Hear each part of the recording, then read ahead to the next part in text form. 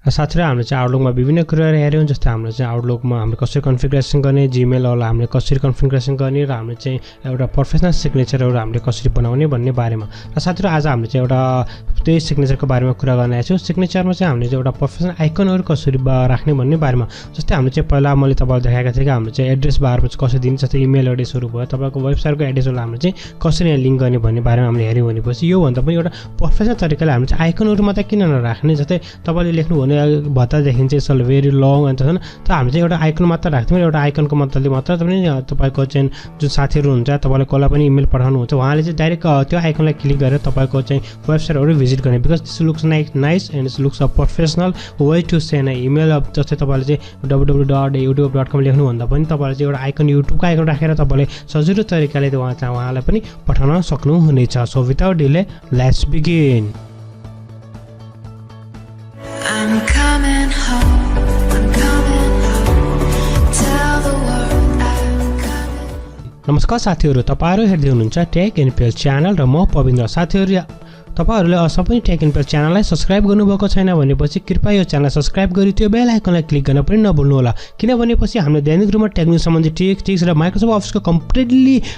videos जुन training भिडियोहरु नेपाली भाषामा लिएर आउने गर्छ तपाईहरुले हाम्रो भिडियो सबैभन्दा पहिला हेर्न सक्नुहुनेछ साथीहरु हाम्रो तपाईलाई थाहा भइसक्यो हाम्रो चाहिँ सिग्नेचरलाई चाहिँ एड गर्नको लागि हामी कहाँ जाने भन्ने बारेमा र हाम्रो चाहिँ त्यो सिग्नेचर मोडिफाई गर्नको लागि पनि हाम्रो कहाँ जाने र त्यसको लागि हामी चाहिँ फेरि गइरहेका छौं So let's go with the backstage view या तपाईले फाइल भन्न सक्नुहुन्छ file then go for option पछि तपाईले जानु पर्ने हुन्छ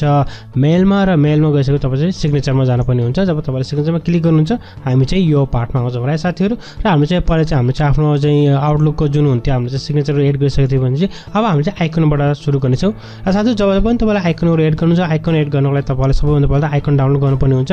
don't worry about it icon download गर्नलाई पनि मैले अलरेडी तपाईहरुलाई डिस्क्रिप्सन बारमा लिंक दिइसकेको छु त्यहाँबाट तपाईले सजिलो तरिकाले आइकन डाउनलोड गर्न सक्नुहुन्छ र साथै जब पनि तपाईलाई आइकन डाउनलोड गर्नुहुन्छ तपाईले सेम साइजको चाहिँ डाउनलोड गर्दा एकदम राम्रो हुन्छ जस्तै तपाईले चाहिँ कत्रो ठुलो चाहिँ तपाईलाई मन पर्छ र सेम साइज म चाहिँ 48x48 को चाहिँ मैले डाउनलोड गरेको छु अब हेरौं 48x48 को चाहिँ आइकन यहाँ कस्तो देखिन्दो रहेछ भन्ने बारेमा र साथै तपाईलाई चाहिँ अरु नै आइकन मन पर्छ भने पनि तपाईले सजिलो तरिकाले आफ्नो आइकन बनाएर त एउटै साइजको आइकन बनाउनु हो त्यो चाहिँ एकदम राम्रो देखिन्छ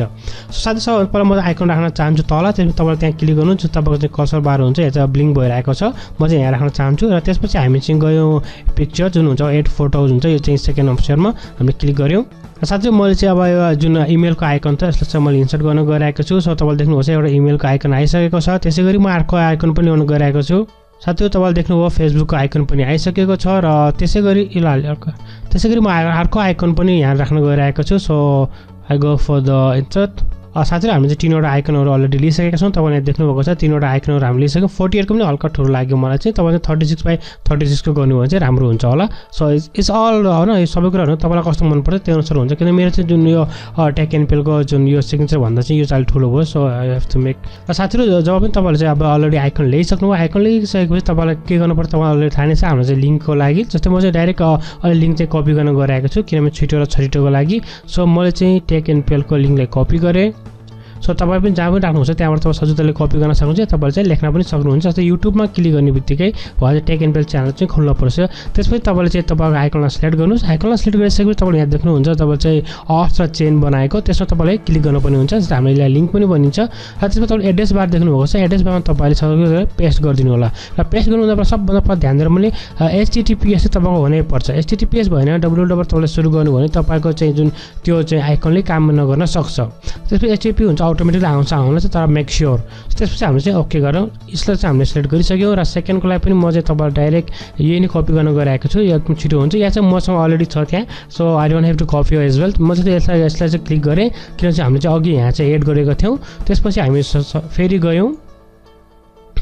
साथै तपाईले यहाँ देख्नुभएको छ सानो ड्र्याग डाउन मेनु तपाईले ड्र्याग डाउन मेनु पनि चुज गर्न सक्नुहुन्छ जस्तै हामी चाहिँ फेसबुक थियो हाम्रो फेसबुकको चाहिँ यो चाहिँ यो चाहिँ फेसबुकको त्यसपछि हामी चाहिँ ओके गर्यौं त्यसैले तपाईले चाहिँ इमेलको पनि सजिलो तरिकाले यहाँबाट लेख्न सक्नुहुन्छ जस्तै हामी चाहिँ यहाँ क्लिक गर्यौं र त्यसपछि हामी चाहिँ यहाँ जान सक्छौं